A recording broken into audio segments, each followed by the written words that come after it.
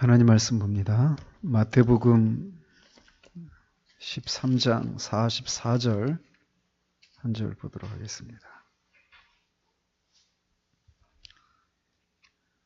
같이 읽습니다. 13장 44절 시작. 천국은 마치 밭에 감추인 보화와 같으니 사람이 이를 발견한 후 숨겨두고 기뻐하며 돌아가서 자기의 소유를 다 팔아 그 밭을 사느니라. 지난주에는 우리가 곡식과 가라지 비유를 이렇게 살폈습니다. 그래서 그 비유에서 말하는 핵심적인 내용은 이 지상의 유형교회 안에는 주님이 오실 때까지 참 신자들과 참 신자처럼 보이지만 사실은 가라지에 해당하는 그런 불신자들이 섞여 있게 된다. 이런 말씀을 이렇게 드렸습니다. 이것은 아무리 순전한 복음을 전하고 교회 안에 그런 사람이 들어오지 못하도록 철저하게 훈련하고 가입 조건을 까다롭게 하고 이렇게 한다고 해서 되는 일이 아니다 라고 하는 것을 이렇게 말씀드렸습니다. 근데 제가 말씀을 준비하다 보니까 건너뛰고 지금 44절로 갔더라고요. 가라지 비유 해석이 43절까지 되어 있어서 그냥 44절로 왔는데 우리가 그 앞에 그걸 빠뜨렸어요. 겨자씨 비유, 그죠? 겨자씨 비유하고 이 밀가루 서말 안에 있는 누룩 비유, 이거를 이렇게 건너뛰고 이렇게 왔더라고요. 그래서 다음에 다시 돌아가기로 하고 오늘은 밭에 감추어진 이 보화라고 알려진 이 비유를 살펴보도록 합니다.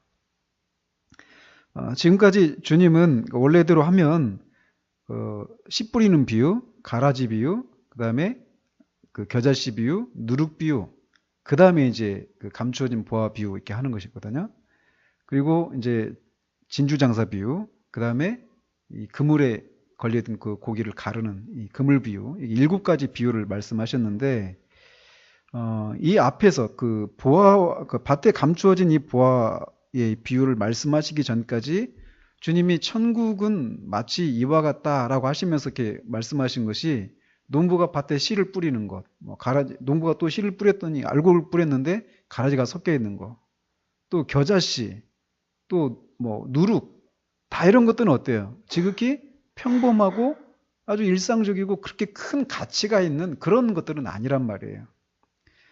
그래서 근데 왜 그렇게 하셨느냐면, 이제 그 겨자씨 비유에서도 우리가 나중에 살펴보겠지만, 하나님 나라는 이렇게 적은 것으로부터 시작하기 때문에 이렇게 일견, 하찮고 작은 것들, 이런 것들을 가지고 이렇게 말씀을 하셨단 말이에요. 그렇기 때문에 어떤 사람들은 이런 천국이 이렇게 지극히 평범하고 그다지 가치 있는 것과 비교하지 않고 있는 이런 것을 보면서 천국에 대해서 그렇게 하찮게 생각하지 않도록 하기 위해서 주님은 오늘 살펴보리는 비유, 이 감추인 보화와 또 다음에 살펴보게 될 그 진주 장사 비유를 가지고 이렇게 말씀을 하십니다. 천국이 하찮은 것이 아니다. 정말 엄청난 가치가 있는 것이다. 라고 하는 것을 이제 지금까지 흐름과는 다르게 이렇게 말씀하셨다라는 거죠. 그래서 이제 감추인 보화 비유와 이 진주 장사가 값진 진주를 이렇게 산 이 비유도 큰 의미에서는, 큰 맥락에서는 같은 그런 비유라고 할 수 있습니다. 그러니까 똑같거든요. 어떤 그 보화를 발견한 사람이 또 값진 진주를 발견한 진주 장사가 그거를 보고 자기의 모든 소유를 다 팔죠. 그리고 그걸 산다. 이런 측면에서 같아요. 근데 조금 어떤 그런 또 차이는 또 있습니다. 그런 차이들은 이제 하나씩 살펴가면서 말씀드리도록 하고, 그래서 이 2가지 비유를 같이 이제 한꺼번에 다루기도 하는데 시간 관계상 따로따로 구분해서 말씀을 드리도록 합니다. 그래서 오늘 비유는 밭에 감추인 보화 비유 이렇게 일컬어지는데, 결국 이 비유를 통해서 주님이 말씀하시고자 하시는 것은 천국은 엄청난 가치가 있다라고 하는 것을 이렇게 말씀하시는 거예요. 그래서 그 내용을 보면 주님은 천국에 한 사람이 밭에 나갔다가 밭에 감추어진 그 보화를 발견하고 그것을 숨겨두고 기뻐하며 돌아가서 자기 소유를 다 팔아서 그 밭을 사는 것과 같다라고 이렇게 말씀하셔요. 그래서 우리가 이 비유를 좀 더 잘 이해하기 위해서는 당시 이 팔레스타인 지역에서 사람들이 자신들의 그런 귀중품이나 그런 보화 이런 것들을 어떻게 보관을 했는가를 아는 것이 필요합니다. 당시 팔레스타인 지역은 약탈이나 전쟁 이런 것들이 심했어요. 그리고 은행 같은 그런 기관이 있어서 자신의 재산을 이렇게 보관해 주는 이런 것도 없었단 말이에요. 그러다 보니까 사람들이 자기의 그 귀중품을 땅에 감춰두는 그런 예가 흔히 있었다고 합니다. 그래서 전쟁이 났거나 그럴 때 땅에다 숨겨놓고 그걸 들고 갈 수는 없잖아요. 들고 가다 뺏길 수도 있으니까. 숨겨놓고 가는데 갔다가 죽을 수도 있잖아요. 그 사람이. 그죠? 그런 이런저런 이유로 인해서 이게 밭에 이게 보화가 숨겨져 있는 것들을 우연히 이렇게 발견하는 경우들이 왕왕 있었다고 합니다. 그런 배경 속에서 이렇게 말씀을 하고 있는 거예요. 근데 이 비유에서 이 보화를 발견한 사람은 자신의 소유를 다 팔아서 그 밭을 샀다라고 하는 것에서 알 수 있듯이 이 밭 주인이 아니에요. 그죠? 그리고 이 밭 주인도 보화가 밭에 숨겨져 있다라고 하는 것을 알지 못하고 있었던 것으로 보여집니다. 그죠? 만약에 그걸 알았다면 절대 팔 일이 없겠죠.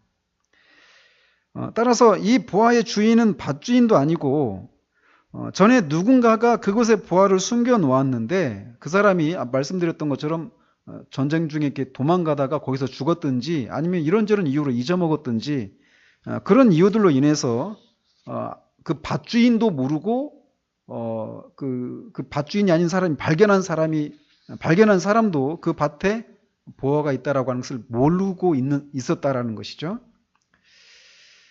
그리고 또 이 비유 속에서는 이 보화를 발견한 사람이 그 밭에 간 이유가 그 사람이 그 밭을 소작하는 그런 소작농이나 아니면 그냥 일꾼으로 하루 품삯을 받기 위해서 간 그런 일꾼으로 갔는지 아니면 우연히 산책을 갔다가 막 그 비에 흙이 쓸리면서 이렇게 딱 어떤 뭐 보화가 들어있는 괴짝이 발견된 이런 경우인지 정확하게 알 수는 없습니다. 그런데 지금까지 주님이 천국의 비유를 농부와 관련해서 이렇게 말씀하셨던 것을 우리가 고려하면 이 사람이 일꾼으로 밭에 나가서 일을 하다가 우연히 보화를 발견한 것이다라고 상정할 수 있단 말이죠. 그런 걸 상정하고 이 비유를 살펴보도록 합니다. 그런데 이 비유를 이 팔레스타인 사람들은 알아요. 우연히 그렇게 밭에 나갔다가 그런 이유들로 숨겨진 보화를 우연히 발견하는 일들이 있다라고 하는 것을. 그런데 그런 일들이 흔치 않은 일이었다라는 것이죠. 일평생 한 번 있을까 말까. 어떤 사람은 이거 전혀 그런 것도 없을 수도 있고요. 그렇게 흔하지 않은 그런 일이라는 것이죠. 그래서 결국 이 비유를 통해서 그렇게 흔치 않은 그런 일이라고 하는 것이에요. 하나님 나라와 관련돼서 천국은 이렇게 최상의 가치를 가지고 있는 것이다라고 하는 것을 이렇게 흔치 않은 그런 경우를 가지고 얘기를 하고 있는 거예요.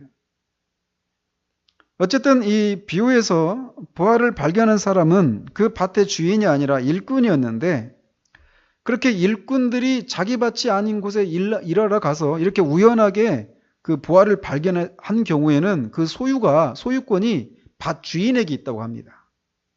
랍비들의 그 율례에 따르면. 그런데 여기 나오는 사람은 밭에서 보화를 발견하고는 그거를 주인한테 얘기하지 않고 그걸 숨겨두고 자기 소유를 팔아서 그래서 다 밭을 사버리죠. 그리고 그 보화를 자기 소유로 삼아요. 이런 모습을 보면서 이거는 좀 불법적이다 또는 비도덕한 일이다 이렇게 논쟁을 야기할 수도 있단 말이에요. 그러나 이 비유는 법과 도덕성에 관한 문제가 아니라 이 보화의 가치가 그 어떤 희생을 치르고서라도 얻을 만한 가치가 있다라고 하는 것을 가르쳐 주고자 하는 것이 핵심적인 내용이란 말이에요. 즉 예수님께서 비유로 이렇게 천국의 비밀을 이렇게 말씀하셨는데 그 비유가 천국의 비밀 모두를 말해줄 수 있는 것은 아니란 말이에요. 그래서 그 비유에서 말하고 있는 어떤 핵심적인 내용들을 끄집어내는 데 주목해야지, 이것이 뭐 불법적이냐 비도덕한 일이냐 이런 어떤 것을 이렇게 논쟁거리로 삼아서는 안 된다라는 것을 우리 염두에 두고 이것을 살펴보도록 합니다. 어쨌든 이 사람은 여기 나오는 이 사람은 뒤에 이제 나중에 우리가 45절 46절에서 살펴보겠지만 좋은 진주를 사려고 하는 이 진주 장사는 계속 그걸 사기 위해서 막 좋은 진주가 어디 있는가를 막 수소문하면서 여기저기 돌아다녔던 그런 사람이라고 우리가 추측할 수 있어요. 그 사람에 비해서 이 44절에 있는 이 사람 같은 경우는 어느 밭에 가야 이 부활을 발견할 수 있을까라고 생각하면서 여기저기 이밭 저밭 막 뒤지고 다니는 그런 사람이 아니었어요.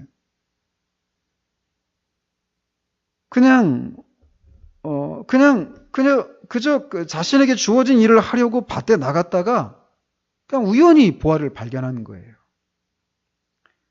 물론 여기서 말하는 부활은 뭐 뒤에서도 더 상세히 말씀드리겠지만 예수 그리스도를 가리킵니다. 따라서 이 사람은 전형적으로 자신에게 닥친 일 이상의 것을 보지 못하고 눈에 보이고 감각되는 것 이상의 것에 대해서 생각하지도 않고 인생에 대한 진지한 고민이나 삶의 목적은 무엇이고 사람이 살아가는 이유가 무엇인가, 어떻게 하면 내가 구원에 이룰 수 있는가, 어떤 이런 소위 영적이고 아주 본질적인 이런 것들에 대해서는 조금도 관심이 없는 그런 사람의 전형이라고 할 수 있습니다.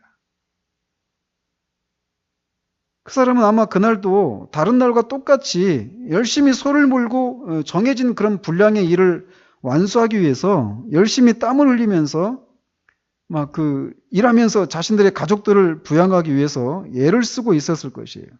그래서 일을 하면서도 집에 두고 온 가족들을 이렇게 생각할 수도 있고, 또는 오늘 여기 일하고 내일은 또 누구네 집에 가서 일해야 되는 이런 생각하면서 일을 할 수 있었을 것입니다. 또는 뭐 받지 못한 그런 품삯을 어떻게 받아낼까, 뭐 아이들은 어떻게 해서 키울까, 뭐 이런저런 잡다한 것들을 생각하면서 그날 또 일을 하고 있었겠죠. 그러다가 쟁기가 이렇게 무엇인가 딱 걸려가지고 살펴보니까 우연히 그 쟁기가 이렇게 괴짝이 이렇게 있는 것을 보고 그 괴짝 안에 보화가 담겨 있는 것을 발견한 그런 경우라고 할 수 있습니다. 그 보화는 그 사람이 발견하기 전에도 거기 원래 있었어요. 여전히 그 자리에 감추어져 있었지만 그 사람도 그리고 그 밭주인도 몰랐던 것입니다. 즉 그는 그 보화를 찾으려고 애를 쓰지도 않았는데 갑자기 그에게 발견이 된 경우라는 거죠. 이런 것을 통해서 진주 장사같이 하나님 나라에 들어온 사람들이 막 그것을 찾아서 들어온 사람이 있는가 하면 어떤 사람은 그냥 우연한 계기로 들어온 경우가 있을 수 있다는 것이에요. 근데 어쨌든 그 보화는 그 가난한 사람을 부자로 만들기에 충분한 것이었고 그 사실을 생각할 때 그는 기쁨을 감출 수 없었을 것입니다. 그는 그 어떤 수고나 노력이 없이 그야말로 우연히 보화를 발견한 것이. 그는 놀랍게도 갑자기 가난한 자에서 부자가 될 기회를 얻었고 아무런 기대도 하지 않았고 아무런 노력도 하지 않았는데 부자가 될 수 있는 보화를 발견한 것입니다. 그러면서 주님은 천국이 마치 이와 같다라고 말씀하시는 거예요. 이 사람이 우연히 그 보화를 발견한 것처럼 우리 중에는 주님을 만나기 전에 앞에서도 말씀드린 것처럼 이 세상이 언제부터 어떤 목적으로 존재하게 되었는지, 또 나는 누구인지, 인생의 목적이 무엇인지에 대해서 진지하게 찾다가 주님을 발견한 사람도 있어요. 그런 과정을 통해서. 그러나 더 많은 경우에는 이 비유에 나오는 사람처럼 그저 매일 주어진 삶을 살면서 어떻게 하면 이 세상에서 성공을 하고 안락하고 편안한 삶을 살까? 아니면 그것도 아니라면 어떻게 하면 오늘 하루를 심심하거나 지루하지 않고 재미있게 살까? 그것도 아니면 그냥 아무 생각 없이 그냥 하루하루 주어진 그 삶을 그냥 그냥 살아가는. 그렇게 살아가다가 우연히 기대하지 않았던 때에, 기대하지 않았던 곳에서, 기대하지 않았던 방법으로 영혼과 만나는 일들이 있다라는 거죠. 그런 동안 우리의 관심은 온통 이 세상에 속한 것들이었고 온통 이 시간 세계 속에서 일어나는 것들에만 쏠려 있었습니다. 학생이었을 때는 공부나 진학, 진로, 온통 이런 것들이 관심사였고 직장을 잡고 나누는 결혼에 대해서 또 이후의 출산과 양육에 대해서 아이들 학교 공부, 우리의 건강, 노후 등등 대부분 이런 일들에 관심을 두며 살다가 어느 날 문득 가던 길을 멈추고 영원한 세계를 접하는 경우들이 있다라는 거죠. 전에도 보아는 언제나 그 밭에 있었어요.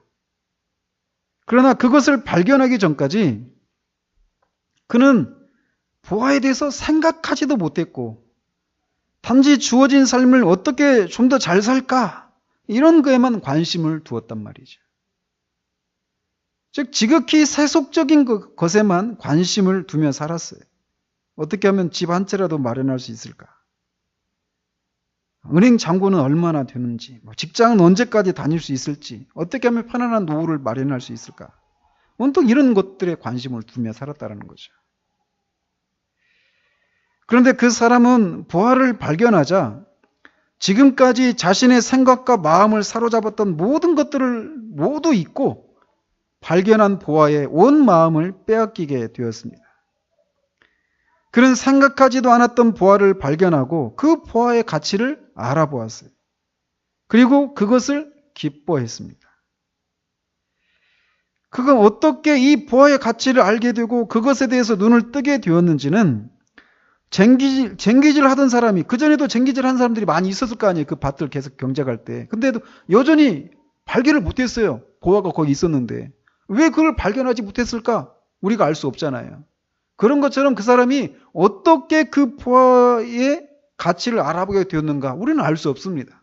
다만 분명한 것은 요한복음 9장에 나오는 그 소경 바디메오처럼 전에는 내가 소경이었지만 지금은 보는 이것이니다 라고 말할 수 있는 그런 변화가 그에게 일어나는 것이에요. 우리가 그런 사람들 아니에요? 다. 이거 하면서 내가 정말 여기 전형적인 사람인데 그런 생각이 막 들더라고요. 그리고 그가 발견한 그 보아의 가치는 자신의 소유를 모두 팔아서 사더라도 아깝지 않을 정도의 가치였습니다. 그래서 그는 집에 돌아와서 자신의 소유를 모두 팔아버리고 그 밭을 샀습니다. 여기서 말하는 보아는 귀하고 값진 모든 물건들을 다 총칭하는 거예요. 그래서 그것이 보석이든 금괴이든 간에 최고의 가치를 지닌 것을 상징하는 것이란 말이에요. 그래서 어떤 사람들에게는 그게 부가 될 수도 있고, 어떤 사람은 어떤 권력이나 명예, 이런 것이 될 수 있고, 어떤 사람들은 어떤 이상사회의 건설, 사회주의나 이런 어떤 사상이나 이념, 이런 것이 될 수도 있겠죠. 또 어떤 사람은 그냥 지극히 평범하고 소박한, 그냥 안락하고, 가정이 편안하고, 그냥 이렇게 화평을 누리면서 이렇게 살아가는 것, 이런 것일 수도 있어요.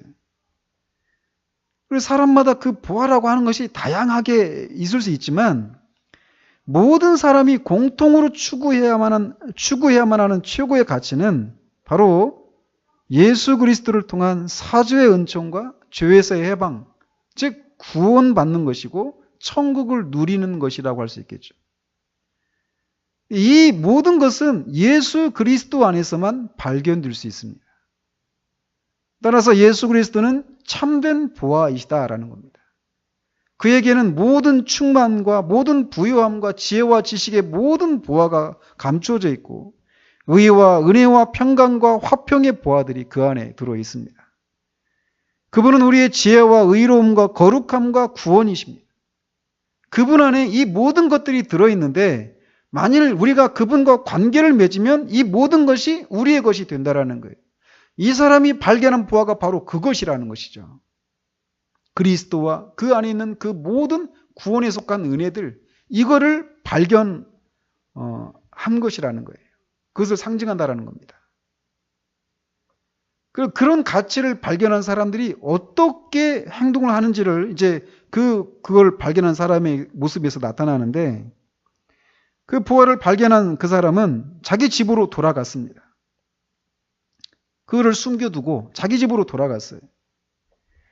부활을 발견한 그 사람은 그것을 자신의 실제 소유로 확보할 때까지는 그는 결코 안심할 수가 없어요. 그렇기 때문에 그는 즉시로 집에 돌아가서 자신의 모든 소유를 팔아서 그 밭을 샀습니다.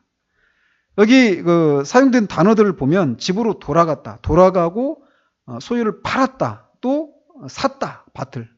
그러니까 돌아가고 팔고 샀다, 이 세 가지 동사가 다 현재형으로 되어 있습니다.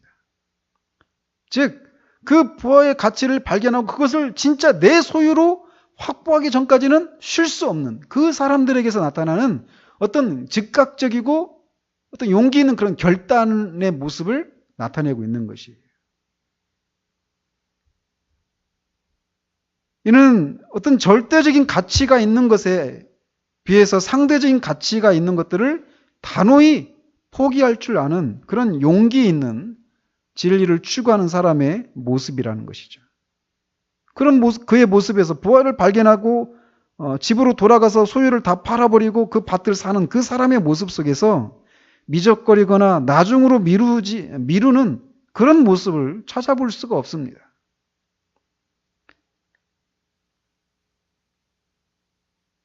그런 부활을 자신의 소유로 삼기 위해서 필요한 조치를 즉각적으로 실천했던 것을 봅니다. 여기에 그리스도 안에서 구원의 은혜를 발견한 사람들의 모습을 우리는 엿볼 수 있어요. 그들에게는 이런 결단과 신속함이 있어요. 그 가치를 제대로 발견한 사람들이 미적거리고 술에 물탄 듯한 그런 모습을 보이기는 쉽지 않아요. 사실상 없습니다.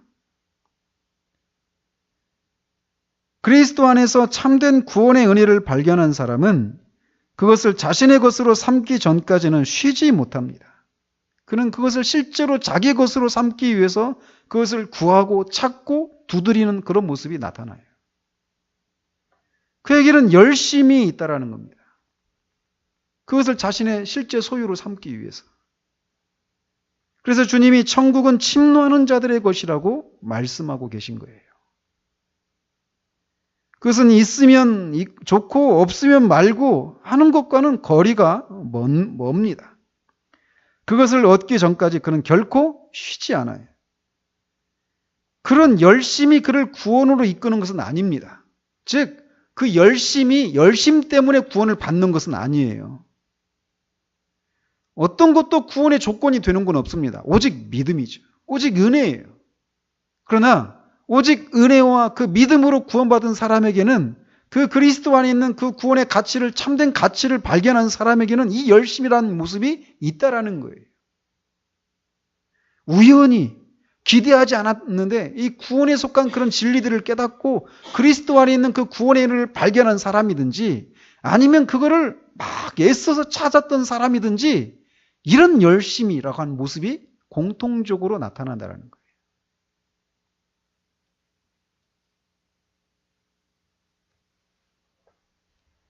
따라서 많은 사람들이 복음을 경시하고 그거 구원에 이르기 위해서 어떤 대가를 치르더라도 그리스도라는 보화와 그 안에 있는 이 하늘에 속한 모든 신령한 복들을 얻기 위해서 분투하지 않는 것은 그들이 단지 그 밭의 표면만을 바라다보고 그 밭의 가치를 판단하고 있기 때문이에요. 즉, 그 밭에 숨겨져 있는 그 보화를 발견하지 못하는 거예요. 그러나 보화의 가치를 알아본 그 사람은 그 즉시로 집으로 돌아가서 자신의 모든 소유를 팔아서 그 밭을 삽니다. 자신의 소유를 판다라고 하는 것은 이제 그 다음 주에도 그 진주장사에게도 그걸 보거든요. 자기의 소유를 다 팔았다라고 하는 것이. 그것이 이제 무엇인가는 사람에 따라서 다양하게 나타날 수 있겠죠. 이제 그런 내용들을 좀 더 상세히 좀 살펴보려고 합니다. 다음에. 근데 어쨌든 그는 그리스도를 얻기 위해서 자신에게 속했던 것들을 포기합니다. 그것을 자기 소유를 팔았다고 하는 것이 그것을 말하는 거죠. 그것이 재산이든 명예든 권력이든 안락한 삶이든 자녀나 부모이든 친구든 그리스도 이외의 모든 것을 가리킵니다. 여기서 말하는 자기 소유라고 하는 것이. 그런데 이렇게 자기의 소유를 다 팔아버려서 그 밭을 사는 이 사람의 행동은 다른 사람들에게, 아니 심지어 그의 가족들에게조차도 그 행동은 어리석어 보이고 미친 짓 아니야? 이렇게 생각할 수도 있는 그런 행동이었을 것입니다. 왜냐하면 겉으로 보이는 밭은 그럴 만한 가치가 없어 보이기 때문이죠. 그러나 밭에 숨겨진 보화이신 그리스도와 그에게 속한 모든 구원의 은혜와 하늘나라의 기업의 탁월함과 영광을 발견한 그에게는 다른 사람들이 귀하게 생각하는 것들이 하찮은 것으로 보였기 때문에 그런 결단을 했던 것입니다. 한번 상상을 해보십시오. 그날 아침까지 그는 하나님 나라 밖에서 사람들이 가질 수 있는 것으로 만족한 사람이었어요. 그런데 그날 저녁에는 하나님 나라 밖에 있는 모든 것이 가치가 없고 아무것도 아닌 것으로 여겨지게 되었어요. 이것은 사도 바울이 빌립보서 3장에서 그러나 무엇이든지 내게 유익하던 것을 내가 그리스도를 위하여 다 해로 여길 뿐더러 또한 모든 것을 해로 여김은 내 주 그리스도 예수를 아는 지식이 가장 고상하기 때문이라. 내가 그를 위하여 모든 것을 잃어버리고 배설물로 여김은 그리스도를 얻고 그 안에서 발견되려 함이니. 이렇게 고백했던 것을 이렇게 연상하게 하는 그런 모습이라는 거죠.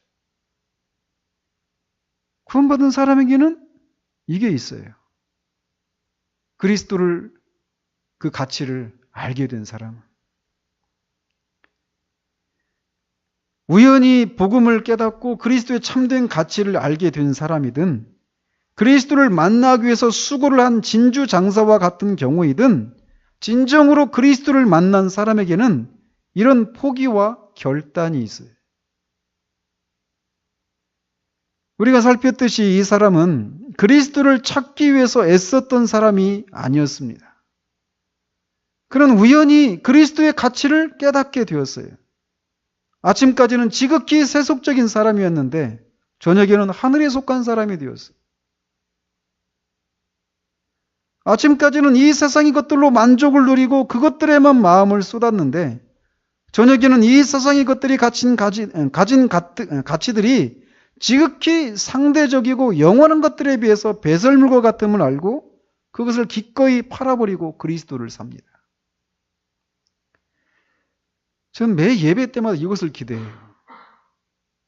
예배당에 이렇게 들어온 모든 사람이 다 그 밭에 숨겨진 그 보화이신 그리스도를 발견한 사람은 아니란 말이에요. 이 사람인 경우가 많아요. 근데 기대도 안 했어요. 그냥 주일이니까 왔어요. 그냥 주일인데 왔는데 우연히 그전에는 수없이 들었어도 그것이 막 자신의 모든 소유를 팔아서 살만한 그런 가치가 있는 것으로 여겨지지 않았던 그런 복음의 내용들이 갑자기 자기 마음을 후벼파죠. 말씀을 들을 때, 기도할 때, 찬양할 때, 또는 주일에 그냥 누구랑 함께 교제하는 과정 가운데 어떤 채널을 통해서든지 하나님께서 그 사람이 기대하지 않았던 그리스도 안에 있는 그 참된 구원의 가치들을 깨닫게 하셨을 때 이 사람에게 이런 일이 일어나거든요. 저는 매 예배 때문에 이것을 기대합니다. 이것을 위해서 기도해요. 우리가 기도해야 되고요. 그런데 사도 바울은 그런 사람이었어요. 사도 바울도 그러니까 우연히 이 보화를 발견한 거예요. 그렇잖아요? 그가 막 구원을 찾았습니까? 이미 자신은 구원 받은 사람이라고 생각했던 사람이에요. 오히려 그리스도를 핍박했던 사람이죠. 근데 그리스도를 만나잖아요. 기대하지 않았던 그런 과정 속에. 그거 어떤 변화가 일어났습니까? 정도의 차이는 있지만 분명히 이런 변화가 사람들에게 있는 거예요. 구원받은 사람에게. 그런데 뒤에 우리가 살펴보겠지만 부자 청년은 어떻게 하면 영생을 얻을 수 있습니까? 라고 하는 이 질문에 네 모든 소유를 다 팔아라. 그리고 나를 따라라. 했을 때 근심하며 가죠. 그 팔지 못해요. 그 그리스도 안에 있는 그 참된 생명, 영생을 그가 포기한 것이죠.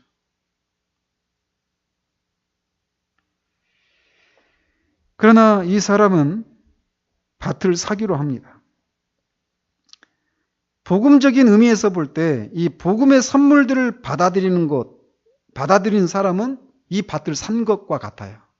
즉 복음을 우리가 받아들일 때, 믿을 때 이 밭을 사는 거란 말이에요. 그들은 그 밭 속에 있는 보이지 않는 보화 때문에 그 밭을 자기의 소유로 만듭니다. 우리는 그리스도를 영접하는 것이야말로 사람이 할 수 있는 가장 중요한 그런 일이다. 그것이 가장 중요한 일이기 때문에 그것을 위해서는 어떤 노력과 그것을 얻기 위한 어떤 기대 이런 것이 있어야 한다라고 생각하기 쉽습니다.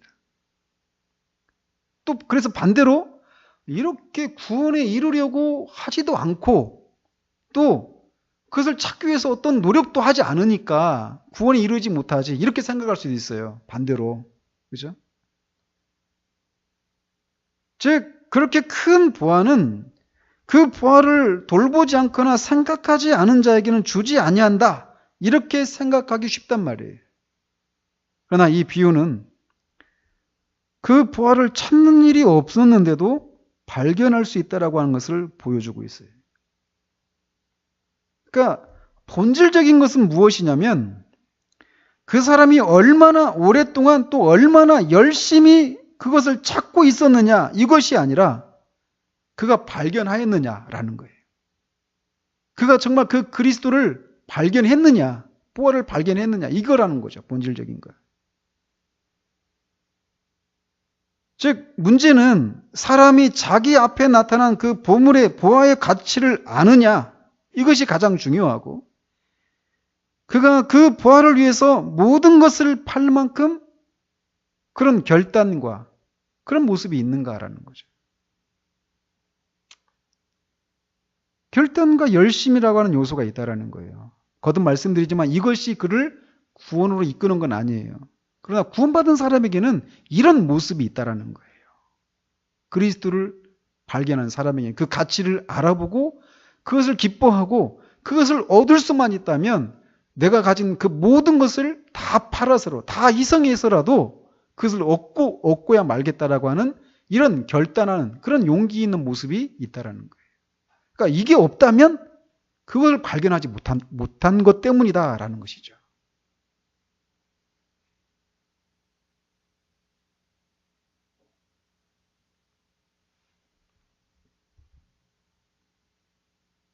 여러분은 이 보화를 발견한 기쁨이 있습니까?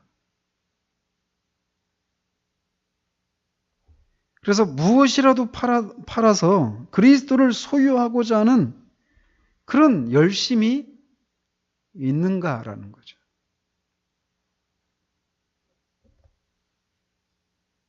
그리고 이미 그것이 무엇인지를 알고 이 하나님 나라에 들어왔다면 또다시 묻고 싶어요. 우리가 그때 들어올 때 정말 그 막 기쁨 있잖아요. 그 감격이, 구원의 감격이. 근데 그게 지금 현재적으로 유지되는가? 그래서 지금도 이런 모습이 있는가? 라는 거죠. 이건 그냥 한번 우리의 구원의 여정 가운데서 처음 구원받을 때 나타난 모습으로만 존재하는 건 아니에요. 이게 우리 지속적인 그런 모습이 우리 가운데 있어야 된다는 거죠. 그래서 우리에게는 이 사람에게서 보여지는 이런 보화를 발견한 사람에게서 보여지는 그런 기쁨, 또 또 기꺼이 그거 사기 위해서 내가 어떤 희생이라도 치르고자 하는 어떤 그런 열심, 이런 모습들이 우리 안에 지속되어야 돼요. 근데 종종 우리가 이런 것에서 무뎌지는 경우들이 있단 말이에요. 그죠? 그런 경우는 우리 믿음의 그 선조들의 길을 따라야 합니다. 그래서 우리는 종종 우리가 이 사람의 경우를 한번 생각해 봐요.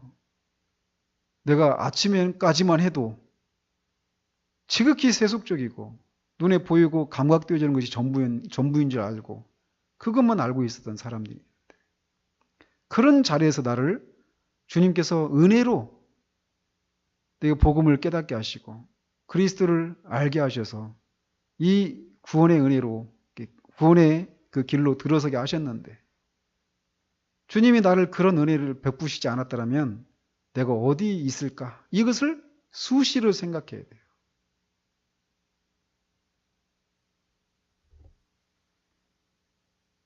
그리고 그리스도의 그 인격과 그 인격의 탁월함과 그가 하신 일들을 자주 묵상해야 합니다.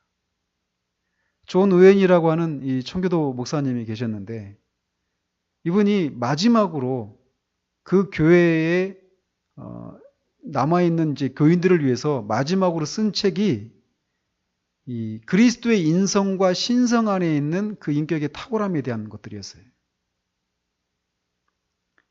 그거를 마지막으로 그 교회 설교처럼 책으로 남겨놓고